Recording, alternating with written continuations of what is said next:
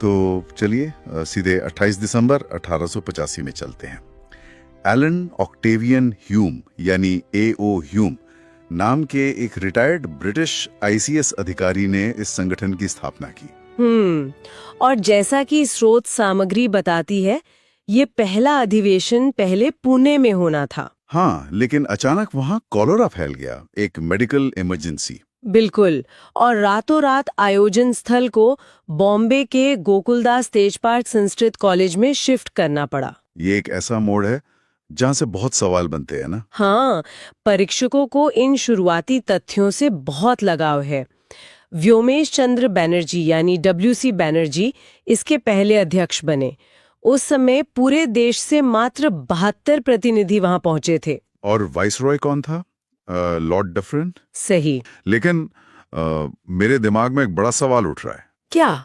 एक अंग्रेज अधिकारी जो ब्रिटिश साम्राज्य का हिस्सा रहा है, वो भारतीयों के लिए एक राजनीतिक संगठन क्यों बनाएगा? मतलब ये हजम करना थोड़ा मुश्किल है।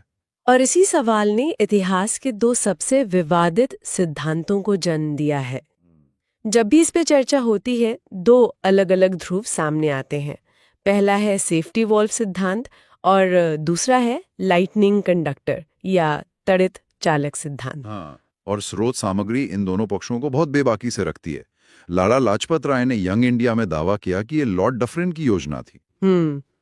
उनका तर्क था कि 1857 के विद्रोह के बाद जो गुस्सा खौल रहा था, उसे बाहर निकालने के लिए अंग्रेजों को एक सेफ्टी वॉल्व चाहिए था। जैसे प्रेशर कुकर में होता है ना, अगर भाप को सुरक्षित तरीके से बाहर ना निकाला जाए तो कुकर फट जाएगा। बिल्कुल, डफरिन ब्रिटिश साम्राज्य को उसे विस्फोट से बचाना चाहते थे। ये तर्क मजबूत लगता है, लेकिन इसके उलट इतिहासकार विपिन चंद्र का नजरिया है। हाँ, उनका मानना है कि असल में खेल भारतीयों ने खेला। उन्होंने ह्यूम का इस्तेमाल एक लाइटनिंग कंडक्टर के रूप में किया।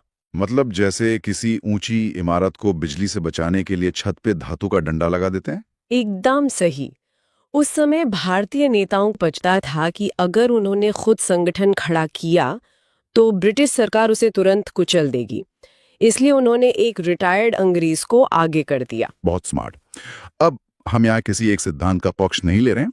स्रोतों के आधार पर दोनों के अपने तर्क हैं, लेकिन परीक्षा के चश्मे से ये समझना जरूरी है कि कौन सा सिद्धांत किस से जुड़ा है। हाँ, क्योंकि मिलान करने वाले सवाल अक्सर आते हैं। और इसके लिए ट्रिक है, लाला सेफ्टी लाते हैं, विपिन लाइटनिंग बजाते हैं। लाला लाजपत राय का नाम आते ही सेफ्टी वॉल्व और विपिन चंद्र के साथ लाइटनिंग कंडक्टर। सीधा शॉर्टकट है। लेकिन भारतीय नेता इस मंच का इस्तेमाल कैसे कर रहे थे, ये समझना अहम है। हाँ, अगर हम शुरुआती 4 सम्मेलनों के पैटर्न को देखें ना, तो उनकी कूटनीतिक रणनीति बिल्कुल स्पष्ट हो जाती है। वो पैटर्न वाकई किसी मास्टर क्लास से कम नहीं है। 1885 में बॉम्बर में अधिवेशन हुआ। अध्यक्ष WC बैनर्जी थे, जो हिंदू ईसाई पृष्ठभूमि से थे। फिर 1886 में भारत के दूसरे कोने कोलकाता में अधिवेशन हुआ। वहां दादा भाई नौरोजी पारसी समुदाय से अध्यक्ष बने। बिल्कुल। और 1887 में मद्रास गए, जहां बदरुद्दीन तैयब जी प्रथम मुस्लिम अध्यक्ष बने। और फिर 1888 में इलाहाबाद, जहां जॉर्ज यूल पहले अंग्रेज अध्यक्ष चुने गए। इसके पीछे का क्यों समझना बहुत जरूरी है। अंग्रेजों की हमेशा से नीति थी भारतीयों को धर्म और क्षेत्र में बांटने की। हाँ, डिवाइड एंड रूल। बिल्कुल। तो कांग्रेस ने जानबूझकर बॉम्बे, कलकत्ता, मद्रास, इलाहाबाद चुना, चारों दिशाएं, और अलग अलग धर्मों के अध्यक्ष बनाए, ताकि ये साबित हो कि ये एक सेक्युलर राष्ट्रीय पहचान है। परीक्षकों का ये बहुत पसंदीदा हिस्सा है। इसे याद रखने की ट्रिक है BCMA। B से बॉम्बे, C से कलकत्ता, M से मद्रास, A से इलाहाबाद। और अध्यक्षों के लिए बैनर्जी, नौरोजी, तैयब जी, यूल। बैनर्जी, नौरोजी, तैयब जी, यूल। इस एक पैटर्न से कई सवाल हल हो जाते हैं। हाँ, लेकिन ये जो शांतिपूर्ण रणनीति थी, वो हमेशा ऐसी नहीं रही। आगे चलकर संगठन के भीतर वैचारिक मतभेद शुरू हो गया। उदारवादी और उग्रवादी, है ना? हाँ, पहला था उदारवादी चरण 1885 से 1905 तक। दादा भाई नौरोजी, गोपाल कृष्ण गोखले, फिरोज शाह मेहता। इनका अंग्रेजों की न्याय प्रणाली में बहुत विश्वास था। बिल्कुल। इनकी कार्यशैली को 3P मॉडल कहते हैं, पिटिशन, प्रेयर और प्रोटेस्ट। मतलब याचिका, प्रार्थना और शांतिपूर्ण विरोध। मुझे तो ये आज के कॉर्पोरेट दुनिया जैसा लगता है। वो कैसे? जैसे उदारवादी नेता वो लोग थे जो खराब सर्विस पर कस्टमर केयर को लंबी विनम्र ईमेल लिखते हैं। हाँ, बहुत सटीक तुलना है। लेकिन जब सालों तक उन ईमेल्स का जवाब नहीं मिला और 1905 में बंगाल विभाजन थोप दिया गया, तब एक नया धड़ा खड़ा हुआ। उग्रवादी चरण? हाँ, 1905 से 1917 तक। बिल्कुल। लाल बाल पाल यानी लाला लाजपत राय, बाल गंगाधर तिलक, विपिन चंद्र पाल और अरविंद घोष। मतलब ये वो लोग थे जिन्हें ईमेल लिखने में कोई दिलचस्पी नहीं थी। ये सीधे सोशल मीडिया पर कंपनी को टैग करके बॉयकॉट का ट्रेंड चलाने वाले थे। हाँ, उनका साफ मानना था कि सीधा डायरेक्ट एक्शन लेना पड़ेगा। स्वदेशी, बहिष्कार। तिलक जी का नारा भी था, स्वराज्य मेरा जन्मसिद्ध अधिकार है और मैं इसे लेकर रहूंगा। यही उग्र तेवर था।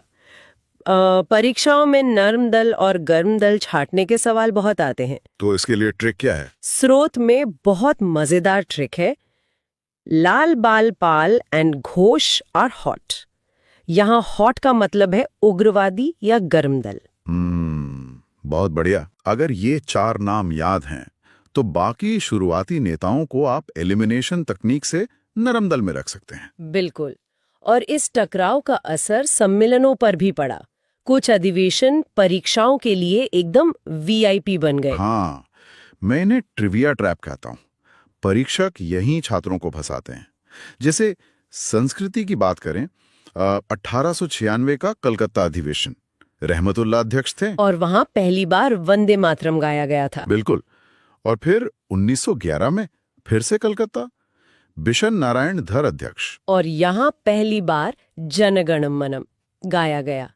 तो ट्रिक हुई 1896 वंदे मातरम, 1911 जनगण मनम। आसान है। लेकिन फिर विचारधाराओं का ज्वालामुखी फटा 1907 के सूरत अधिवेशन में।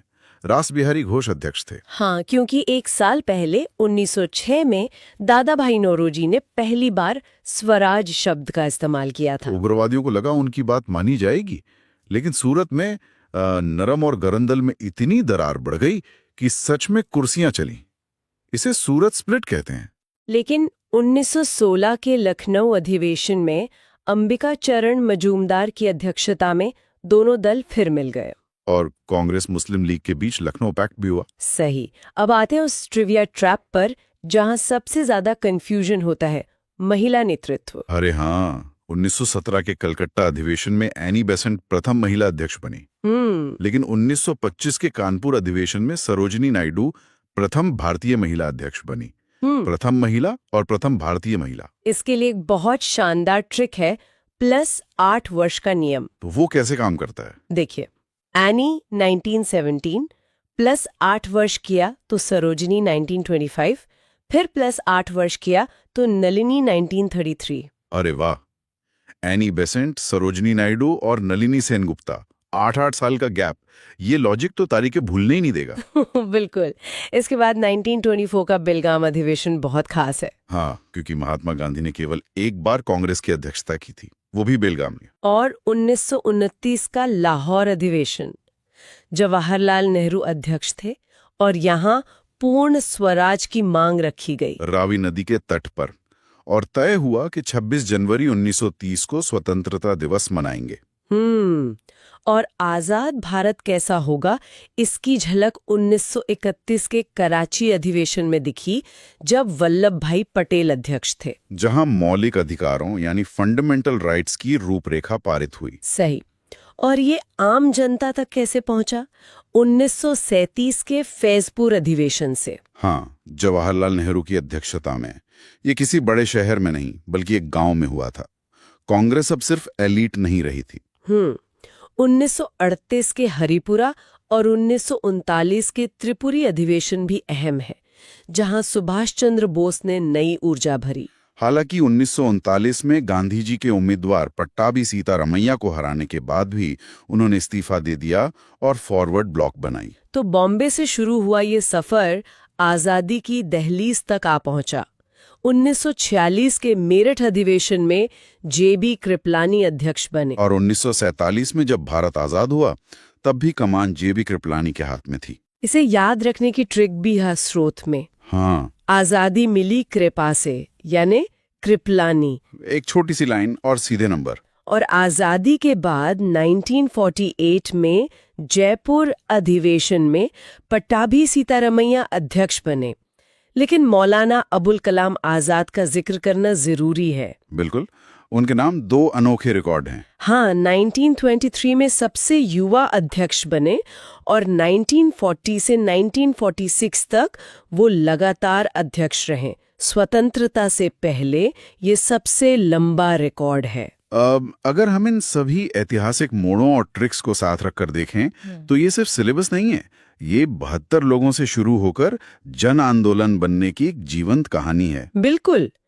ह्यूम के उस रहस्यमयी फैसले से लेकर कृपलानी जी तक, ये कारण और प्रभाव का सिलसिला ही इतिहास को समझने का सही नजरिया है। तो अब इस चर्चा को समेटते हुए ऐतिहासिक कड़ियों को जोड़ते रहिए, तथ्यों के पीछे का विज्ञान डिकोड करते रहिए और सबसे अहम, हमेशा पूछते रहिए